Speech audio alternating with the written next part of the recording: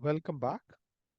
The last application that we will take up within the liquid drop model um, are these two related features. Some elements um, are unstable against alpha decay. Um, so liquid drop model uh, is able to rationalize this feature wherein certain nuclei which have atomic mass greater than 150 display instability against alpha decay. So how would you go about um, thinking about this? Qualitatively, we know what is the reason behind alpha decay. It is the reduction in Coulomb repulsion that provides the driving force for alpha decay. So to model that quantitatively via the liquid drop model, what you do is that we have a formula for binding energy. This is the central result of the semi-empirical mass formula derived via the liquid drop model. Once you have this, this enables you to compute the energy of any nucleus of atomic weight A and Z. So note that this is a model that is more correct when you use for nuclei, which is A for nuclei, which is for heavier nuclei, that is A more than 30, 40, and so on. Okay, so um, for alpha decay is relevant only for such nuclei. So this model is appropriate for exploring this phenomena. So once you have this, you can also get this. So alpha decay is just like a reaction, right? So you start with a particular nuclei, and then there is a reduction in atomic weight and atomic number because of alpha decay. And there are two products: the atomic nuclei with uh, atomic weight 4 less than what you started with, and atomic number is 2 less than what you started with. Then the alpha particle. You know the alpha particle mass, so you can get to the energy released via the alpha decay reaction. So you know the weight of the reactant nuclei, you know the weight of the product nuclei and the alpha particle. With this, you can get the energy released. So this energy change is called the Q value. If energy is released, then that is the driving force for alpha decay. So this model is good for rationalizing why uh, atomic nuclei greater than A greater than 150 display alpha decay. So this is one of the important applications of this model. Another application is that certain elements display spontaneous fission. If you remember the binding energy curve, the binding energy curve peaks at around, let's say, iron, right? So as a function of A, if you and Z, if you look at the binding energy curve, it peaks at around iron, right? So all the elements which have greater atomic weight, atomic number, have a tendency for fission, right? All the things on the left side of the iron have a tendency for fusion, but fusion doesn't occur all the time because there is an activation barrier for fusion, right? That is the Coulomb barrier. When you try to fuse two nuclei, there are there is enormous electrostatic Coulomb repulsion, uh, which prevents uh, fusion to occur unless you are at high temperature in the case of thermonuclear fusion.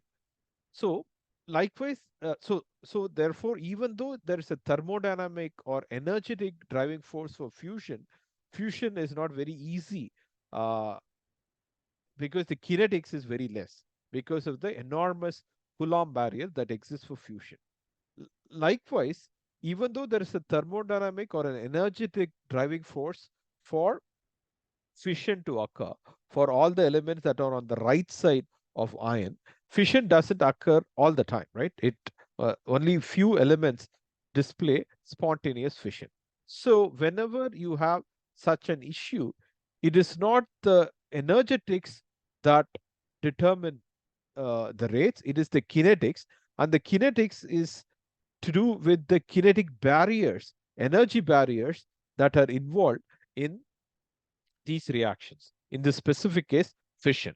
So let us see how the liquid draw model helps you rationalize the kinetic barriers. So within the liquid drop model, we have the most stable form of the nucleus is spherical in shape, right? So because the liquids have a reason to be spherical, that is the surface energy and surface tension. Along the same lines, within our liquid drop model, there is an energy penalty to create greater surface area. So when an element, a nucleus, um, displays fission, what it has to do is that this spherical nuclei has to get deformed and eventually it splits apart. It need not necessarily be symmetrical nuclei that are formed. In any case, there is a splitting that occurs, which uh, will reduce the uh, which would increase the binding energy. So it's of the nuclei. The daughter nuclei has uh, greater binding energy, right? So that even when there is an energetic driving force, that is compared to this nuclei, uh, the sum of the energies of these two daughter nuclei, if this two are more stable compared to this. That is, if I have, in terms of binding energy, these are more well bound compared to this nuclei. Even when there is a thermodynamic or energetic driving force, uh, fission does not occur spontaneously. Why is that? When you deform in this manner, you may have a reduction in Coulomb energy, right? So this is one of the reasons why the binding energy increases. When that happens, while that happens, you are creating new surface, right? From a spherically shaped nucleus, you are getting deformed. Where within this deformation, you are moving away from a spherical nucleus. Therefore, you are increasing the surface area. With the increase in surface area, the term corresponding to um, surface energy in the nuclear mass formula also increases. So there is two competition. There is a reduction in Coulomb energy. However, there is an increase in surface energy. So when this happens, there is a energy increase, overall energy increase with respect to this deformed nucleus. This energy increase is the reason for the activation barrier. So even though there is a driving force, um, this suggests the driving force, you have to cross an activation barrier to get to this region. So these two nucleus, both these nucleus, the sum of the energies can be represented in this region. So compared to this nucleus, which has energy here, there is a decrease in energy. Despite this driving force, you have to cross an activation barrier to get to this place. So this activation barrier is dependent on the atomic mass of the nuclei. Not all of them have this activation barrier, but those that have an activation barrier do not display spontaneous fission. However, okay, so this extent of activation barrier is related to these two quantities, atomic number and atomic weight. So, and it is typically we use a parameter which is indicative of spontaneous fission. So this is the chi parameter, which is given by this expression. We are not deriving this expression, but we'll be utilizing this to document which are those nuclei which display spontaneous fission and which do not display spontaneous fission. If the chi parameter is greater than 1, there is no activation barrier, so spontaneous fission is possible.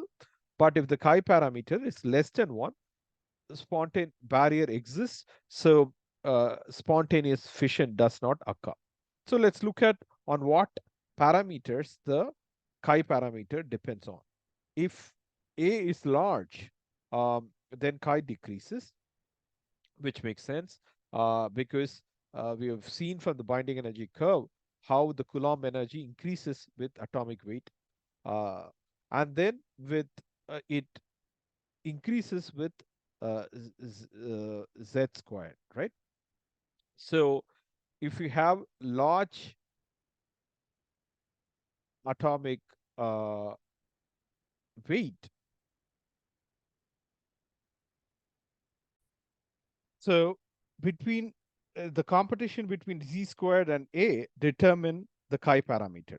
As the z squared increases, the Coulomb repulsion increases because z is indicative of number of protons.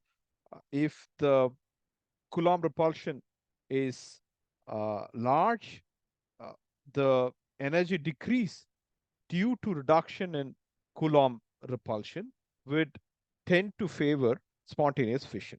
So this is a parameter which indicates whether fission will be spontaneous or whether it will not be spontaneous because of an activation barrier.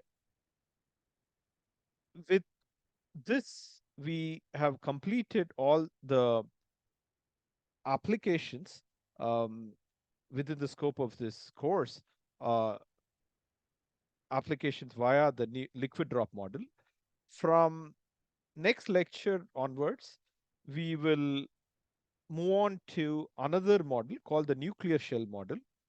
Perhaps before going into that model, we'll compare the merits and demerits of liquid drop model, um, and then move on to the nuclear shell model, or we can do that after finishing the nuclear shell model. Uh, thank you. The topic of the next lecture will be motivations for nuclear shell model, which is a very different kind of model compared to liquid drop model. But this also has a lot of power in being able to explain many observations. So even though it's very, very different compared to liquid drop model, we will see how to build and use such a model in the next lecture. Thank you.